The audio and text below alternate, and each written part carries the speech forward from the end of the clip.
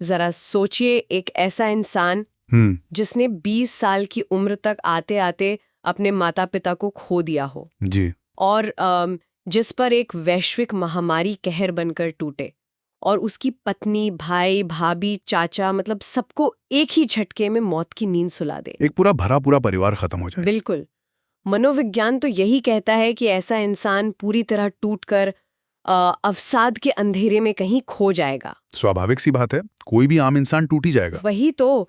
लेकिन क्या हो अगर ये अकल्पनीय दुख एक ऐसे विद्रोह को जन्म दे जो पूरी की पूरी हिंदी भाषा का व्याकरण, उसकी संरचना ही बदल कर रख दे। ये सच में एक बहुत ही अचरज भरी बात है। हाँ, तो आज की इस गहन चर्चा में हमारे पास जो स्रोत हैं वे हमें ठीक ऐसे ही एक अविश्वसनीय जीवन की ओर ले जाते हैं। और आपके इस सवाल के जवाब में ही आज की हमारी इस चर्चा का पूरा मूल छिपा है।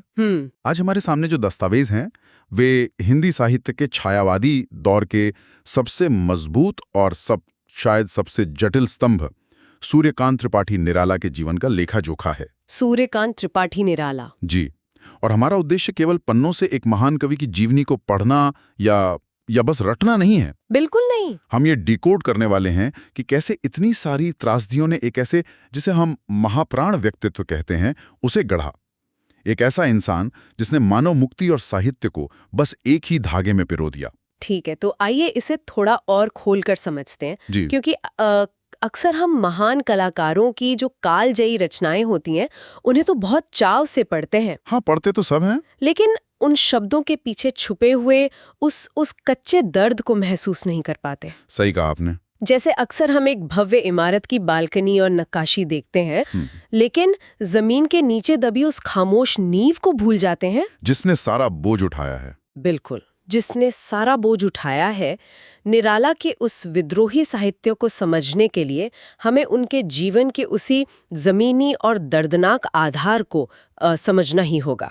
तो अगर हम उनके जीवन की नींव को देखें तो शुरुआत उनके जन्म और उनकी जड़ों से करते हैं, जहां एक अजीब सा विस्थापन नजर आता है शुरुआत से ही। विस्थापन मतलब उनका जन्म 21 फरवरी 1896 को बंगाल की महिषादल रियासत में हुआ था, जो मेदिनीपुर जिले में है। अच्छा, बंगाल में? हाँ, लेकिन उनकी जड़ें वहां की नहीं थी। ओहो। उनके पिता पंडित राम सहाय तिवारी मूल रूप से उत्तर प्रदेश के उन्नाव जिले के बैसवाड़ा इलाके में स्थित गणाकोला गांव के रहने वाले थे। तो यूपी से बंगाल का सफर। जी। और वो महिषादल में सिपाही की नौकरी करते थे। और पता है, बचपन में निराला को जो नाम मिला वो निराला नहीं था। तो क्या नाम था? वो नाम था सूरज कुमार। अरे वाह, सूरज कुमार।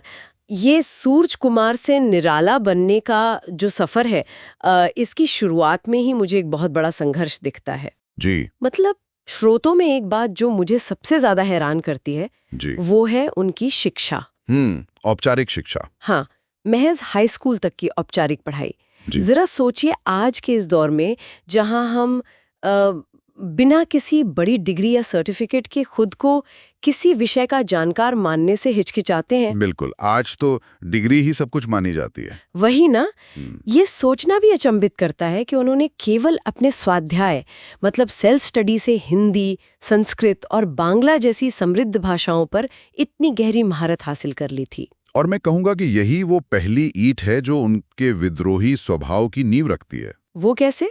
क्योंकि जब आप औपचारिक शिक्षा व्यवस्था के बाहर रहकर ज्ञान अर्जित करते हैं ना, हाँ। तो आपका दिमाग उन अकादमिक दीवारों और कड़े नियमों का गुलाम नहीं बनता। बहुत गहरी बात कही आपने। उन्होंने भाषा को किसी क्लासरूम की बंदिशों में नहीं सीखा, बल्कि सीधे उसके साहित्य और उसकी आत्मा से सीखा। और शायद इसी स्वाध्याय ने उन्हें आगे चलकर स्थापित नियमों को तोड़ने का साहस भी दिया। सच में। और नियमों को तोड़ने की ये नौबत शायद इसलिए आई क्योंकि नियति उनके जीवन के सारे नियम खुद ही तोड़ रही थी। जी, नियति बहुत क्रूर थी उनके साथ। बहुत क्रूर। जब हम उनके व्यक्तिगत जीवन के पन्ने पलटते हैं तो वो किसी को भी अंदर तक कंपा देने के लिए काफी है। बिल्कुल। महज 3 साल की उम्र में माँ का साया उठ गया। 20 साल की उम्र तक पहुंचते पहुंचते पिता भी नहीं रहे। लेकिन ये तो सिर्फ शुरुआत थी। असली प्रलय आना अभी बाकी था। और वो प्रलय आई प्रथम विश्व युद्ध के ठीक बाद एक महामारी के रूप में। Spanish flu. जी। उस इन्फ्लुएंजा महामारी ने पूरी दुनिया में तबाही मचाई थी, लेकिन निराला के लिए ये तबाही बहुत बहुत ही व्यक्तिगत थी।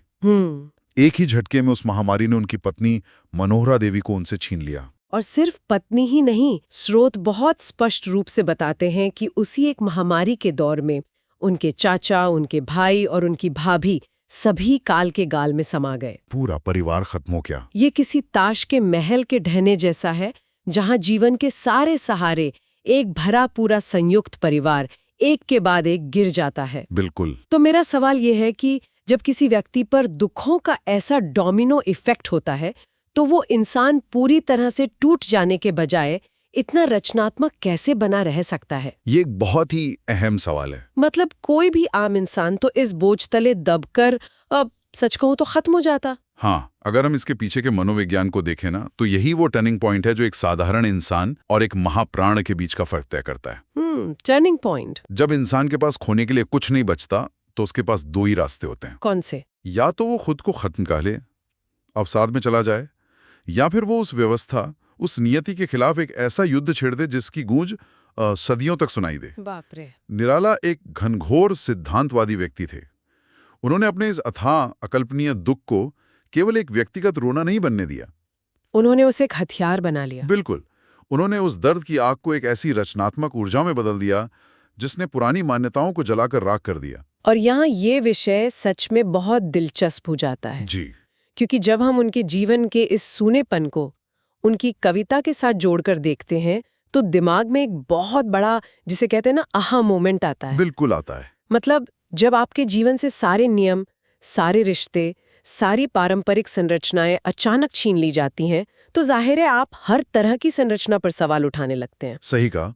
अगर जीवन का कोई निश्चित छंद नहीं है, कोई लय नहीं है, तो फिर मेरी कविता किसी छंद और लय की मोहताज क्यों रहे? और यही उनका सबसे बड़ा साहित्यिक विद्रोह था। मुक्त छंद। जी। इसी विद्रोह का परिणाम था मुक्त छंद, जिसे हम अंग्रेजी में फ्री वर्स कहते हैं। निराला को हिंदी साहित्य में इस मुक्त छंद का प्रवर्तक माना जाता है। अरे वाह। जरा उस दौर की कल्पना कीजिए। कविता का मतलब भी होता था मात्राओं की गिनती, तुकबंदी और लयों के कड़े नियम। एक सांचे में ढली हुई चीज। हाँ, कविता एक बहुत ही सजे धजे अनुशासित ढांचे में कैद थी। निराला ने आकर उन सारी बेड़ियों को एक ही झटके में तोड़ दिया।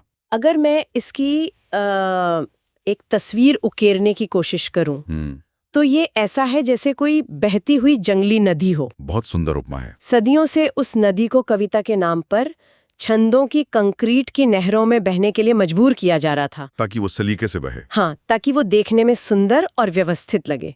निराला ने आकर उन कंक्रीट की दीवारों पर हथौड़ा चला दिया और उस नदी को अपनी स्वाभाविक, जंगली और स्वतंत्र गति से बहने दिया। और जब आप उस नदी को कंक्रीट से आजाद करते हैं ना, तो वो अपने असली प्राकृतिक रूप में आती है, कभी शांत तो कभी उफान मारती हुई। बिल्कुल। और निराला ने इस बात को केवल अपनी कविताओं में लागू ही नहीं किया, बल्कि इसका एक बहुत स्पष्ट और क्रांतिकारी दर्शन भी दुनिया के सामने रखा। अच्छा। वर्ष 1930 में प्रकाशित उनके कविता संग्रह परिमल की भूमिका इसका सबसे बड़ा प्रमाण है। परिमल। जी। उन्होंने वहां लिखा था, मनुष्यों की मुक्ति कर्म के बंधन से छुटकारा पाना है और कविता की मुक्ति छंदों के शासन से अलग हो जाना है। उफ, ये पंक्ति तो अपने आप में एक पूरा घोषणा पत्र है। कविता की मुक्ति छंदों के शासन से अलग हो जाना है। हाँ, इसका सीधा सा मतलब यह है कि वे साहित्य को जीवन से अलग करके नहीं देख रहे थे। एकदम सही पकड़ा आपने। उनके लिए कविता की मुक्ति और मनुष्य की मुक्ति, ये दोनों एक ही यात्रा के दो हिस्से थे। जिस तरह समाज में इंसान तमाम तरह के कठोर नियमों, रूढ़ियों और शोषक व्यवस्थाओं के बंधनों में जकड़ा हुआ था, वे उससे आजादी चाहते थे। आजादी की तड़प। बिल्कुल। अब एक साहित्यकार के पास क्रांति करने का हथियार क्या होता है? उसकी कलम। उसकी कलम और उसकी कला। तो उन्होंने इस आजादी की शुरुआत कविता को छंदों के शासन से आजाद करके की। ये समाज को एक प्रतीकात्मक संदेश था कि अगर सदियों पुराने साहित्यिक नियम तोड़े जा सकते हैं, तो ये दमघोटू सामाजिक नियम भी तोड़े जा सकते हैं। ये विचार वाकई रोंगटे खड़े कर देने वाला है ना? अब जब उन्हें ये नई साहित्यिक स्वतंत्रता मिल गई, तो उनके भीतर जो जीवन का गहरा अवसाद था, वो इस मुक्त छंद की खुली जमीन पर उतर आया। जी। और इस संगम से जो रचनाएं सामने आईं, वे आज हिंदी साहित्य की सबसे अमूल्य धरोहर है। लेकिन नियति को शायद उनका ये हौसला भी मंजूर नहीं था। नियति का एक और प्रहार बाकी था। हाँ, यहाँ उनके जीवन में एक और ऐसा नाजुक और दर्दनाक मोड़ आता है जो किसी भी पत्थर दिल इंसान को पिघला दे। मैं समझ रहा हूँ, आप उनकी पुत्री सरोज के निधन की बात कर रही हैं। जी, सरोज की मृत्यु मात्र 19 वर्ष की अल्पायु में हो गई थी। एक पिता के लिए इससे बड़ा दुख क्या होगा? जरा सोचिए, एक पिता जिसने अपने बचपन से लेकर जवानी तक सिर्फ अपनों की अर्थियां उठाई हों, उसके लिए अपनी जवान बेटी को अपनी आंखों के सामने खो देना एक ऐसा आघात था जिसने उनकी आत्मा को चीर कर रख दिया। बिल्कुल। और इसी असीम और असहनीय दुख की कोख से जन्म हुआ उस कविता का, जिसे हिंदी का सर्वश्रेष्ठ शोक गीत माना जाता है, सरोज स्मृति। सरोज स्मृति। हमारे स्रोतों में इस कविता की जो पंक्तियां दी गई हैं वे इतनी शक्तिशाली और पारदर्शी हैं कि उन्हें पढ़ते हुए एक सिहरन सी दौड़ जाती है शरीर में। हाँ, वो पंक्तियां सीधे दिल पर वार करती हैं। वे अपनी मृत बेटी को याद करते हुए लिखते हैं, धन्य मैं पिता निरर्थक का, कुछ भी तेरे हित न कर सका, लख कर अनर्थ आर्थिक पथ पर, हारता रहा मैं स्वार्थ समर। क्या शब्द है। यहाँ एक बात मुझे थोड़ी उलझा रही है। बताइए। वे लिख रहे हैं, हारता रहा मैं स्वार्थ समर, यानी स्वार्थ की लड़ाई में हारता रहा। पहली नजर में तो ये एक बेबस पिता का दर्द लगता है, जो अपनी बेटी के लिए पैसे नहीं जोड़ पाया। आर्थिक लाचारी। हाँ, लेकिन क्या बात सिर्फ पैसों की है, या फिर एक इतने बड़े बुद्धिजीवी, एक इतने महान कलाकार का अपना परिवार न पाल पाना और खुद को निरर्थक कहना, क्या ये इस पूरे समाज और उसकी व्यवस्था के मुंह पर एक बहुत बड़ा तमाचा नहीं है? यहाँ जो बात सबसे अधिक विचलित करती है वो यही है, आप इसे सिर्फ एक पिता का रुदन या रोना नहीं कह सकते। इन पंक्तियों में आत्मस्वीकृति और अपराध बोध का एक बिल्कुल नंगा सच है। निराला ये स्वीकार कर रहे हैं कि समाज जिस चीज को सफलता मानता है, मतलब पैसा कमाना। हाँ, पैसा कमाना, जुगाड़ करना, अपने स्वार्थ के लिए लड़ना, उस स्वार्थ समर में वे बुरी तरह विफल रहे। बाप रे, इतनी ईमानदारी! ये बेबाकी अपनी ही कमियों को इतने निर्मम तरीके से सामने रख देना उन्हें बाकी सभी कवियों से बहुत अलग खड़ा करती है। वे अपने दुख का महिमा मंडन नहीं करते, नहीं कोई बहाना बनाते हैं, बिल्कुल नहीं। वे उस व्यवस्था पर व्यंग्य कर रहे हैं जहां एक सच्चा साधक भूखा मरता है, और वे खुद पर भी व्यंग्य कर रहे हैं कि वे उस व्यवस्था से तालमेल नहीं बिठा पाए। और ये जो यथार्थ का कठोर धरातल है ना, ये उनके बाकी रचना संसार में भी बहुत अलग अलग रंगों में दिखाई देता है। जी। अगर हम उनके काम को देखें तो ये हैरान करने वाला है कि एक व्यक्ति इतनी विविध प्रकार की रचनाएं कैसे कर सकता है। एक विशाल दायरा है उनकी रचनाओं का। सच में, एक तरफ वो राम की शक्ति पूजा जैसी गंभीर, ओजस्वी और दार्शनिक रचना कर रहे हैं, जिसमें भगवान राम के मन का संशय और संघर्ष है, और दूसरी तरफ वे कुकुरमुत्ता जैसी अत्यंत तीखी और व्यंग्यात्मक कविता लिखते हैं, जहां जरा सोचिए, एक आम कुकुरमुत्ता पूंजीपतियों के प्रति गुलाब को खुलेआम चुनौती दे रहा है। ये विविधता ही उनके उस विराट कैनवस का हिस्सा है जिससे वे लगातार अपनी कलम से भर रहे थे। ये सफर सिर्फ कुछ सालों का नहीं था। अनामिका और परिमल के शुरुआती दौर से लेकर 50 के दशक में सांधिकाकली और अपरा तक एक लंबा सफर। जी, उन्होंने हिंदी कविता के हर आयाम को छुआ है।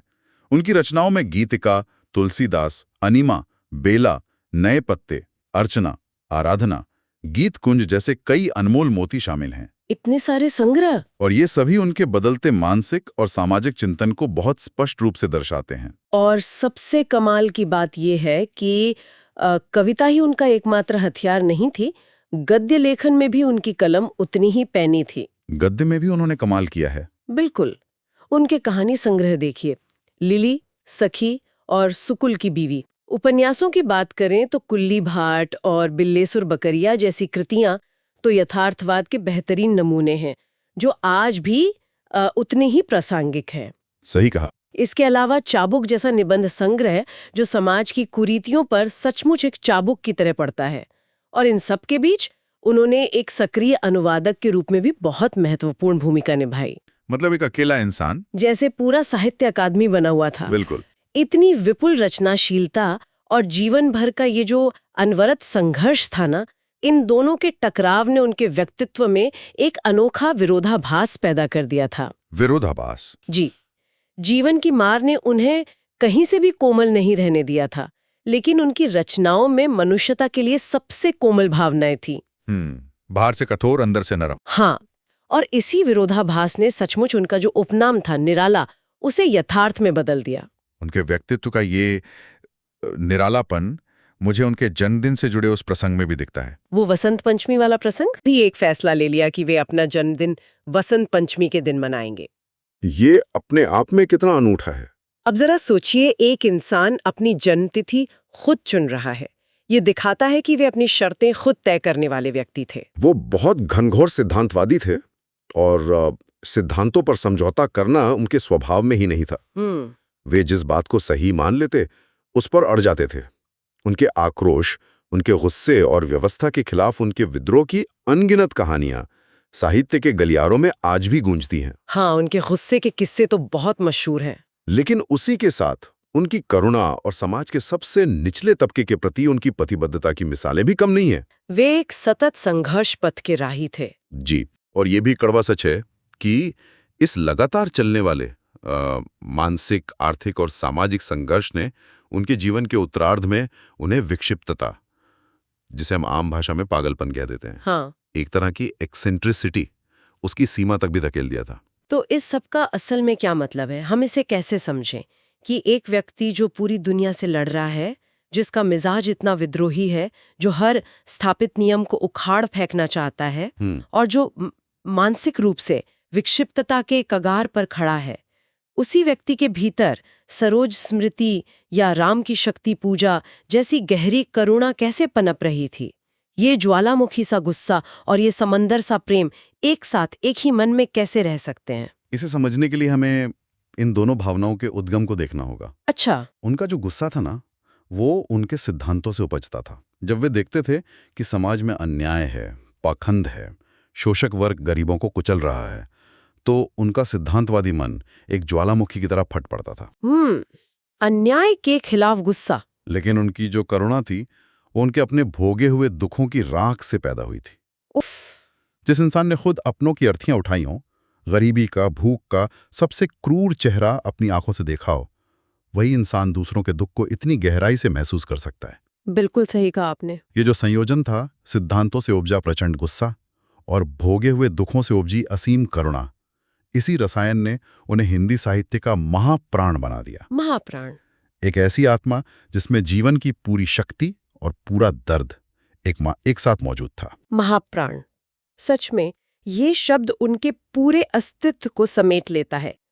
उनका अंतिम समय इलाहाबाद के दारागंज मोहल्ले में बीता, जहां एक लंबी और थका देने वाली यात्रा के बाद 15 अक्टूबर 1961 को उन्होंने अंतिम सांस ली। एक युग का अंत हो गया। जी, और ये भी गौरतलब है कि उनके इस अमूल्य योगदान के लिए वर्ष 1976 में भारत सरकार द्वारा उन पर एक डाक टिकट भी जारी किया गया था। और वो डाक टिकट महज एक कागज का टुकड़ा या कोई सरकारी सम्मान नहीं था। तो क्या था? वो एक पूरे राष्ट्र के उस व्यक्ति के प्रति कृतज्ञता थी जिसने उसकी भाषा को, उसकी संवेदनाओं को और उसकी चेतना को इतना समृद्ध किया था कि आने वाली कई पीढ़ियां उस नींव पर खड़ी हो सकें। तो अगर हम आज के इस पूरी विस्तृत चर्चा को समेटें तो ये एकदम शीशे की तरह साफ हो जाता है कि सूर्यकांत त्रिपाठी ने न केवल अपने उपनाम निराला को हर मायने में सार्थक किया, बिल्कुल सार्थक किया, बल्कि अपनी शर्तों पर अपना जीवन जिया। उन्होंने कविता को मात्राओं और छंदों की जेल से मुक्त करके न सिर्फ साहित्य को एक नई दिशा दी, बल्कि मनुष्य के मानसिक रूप से स्वतंत्र होने की एक बहुत बड़ी जमीन भी तैयार की। और उनका जीवन इस बात का सबसे बड़ा प्रमाण है कि जब नियति आपको सबसे ज्यादा तोड़ती है ना, तब आपके पास हमेशा ये विकल्प होता है कि आप उसी टूटन, उसी दर्द की ईंटों से एक बिल्कुल नए संसार की रचना कर सकें। सच में। और यही बात श्रोताओं के लिए आज एक बहुत ही गहरे और प्रासंगिक विचार को जन्म देती है। जी। जब हम स्रोत सामग्री में निराला की इस जीवन यात्रा को देखते हैं तो पाते हैं कि उन्होंने अपनी उस अकल्पनीय गहरी व्यक्तिगत पीड़ा को एक सामाजिक और साहित्यिक क्रांति में बदल दिया था। बिल्कुल एक क्रांति थी वो। ये सोचने पर मजबूर करता है कि आज के इस आधुनिक दौर में जब हम दुखी होते हैं, जब हम किसी त्रासदी से गुजरते हैं, तो हम अक्सर उस दुख को केवल अपने तक समेट कर रखते हैं या फिर सोशल मीडिया पर डाल देते हैं। वही तो, ज्यादा से ज्यादा सोशल मीडिया पर उसका प्रदर्शन कर देते हैं, बस कुछ लाइक्स या थोड़ी सी सहानुभूति बटोरने के लिए। ये हमारे आज के समाज की एक बहुत ही विचारोत्तेजक और सच कहूं तो थोड़ी डरावनी सच्चाई है। तो क्या ये संभव है कि दुखों को सिर्फ प्रदर्शित करने और सहानुभूति बटोरने की इस होड़ में हम कहीं ना कहीं अपने भीतर की उस रचनात्मक महाप्राण ऊर्जा को हमेशा के लिए खो रहे हैं? ये एक बहुत बड़ा सवाल है। वो ऊर्जा जो किसी बड़े दुख, किसी बड़ी व्यक्तिगत त्रासदी को एक महान कला में या समाज के किसी बहुत बड़े बदलाव में तब्दील करने की ताकत रखती है, क्या हम उस नींव की खामोश ताकत को भूलकर सिर्फ अपनी अपनी इमारतों की बालकनी चमकाने में लगे हुए हैं? सोचने वाली बात है। बिल्कुल। इस सवाल के साथ हम आपको आज यहीं छोड़े जाते हैं। आप सभी का इस गहन चर्चा में शामिल होने और निराला जी के जीवन के इन अनछुए गहरे पहलुओं को हमारे साथ समझने के लिए बहुत बहुत धन्यवाद। मिलते हैं अगली बार एक नए विषय और एक नई गहराई के साथ।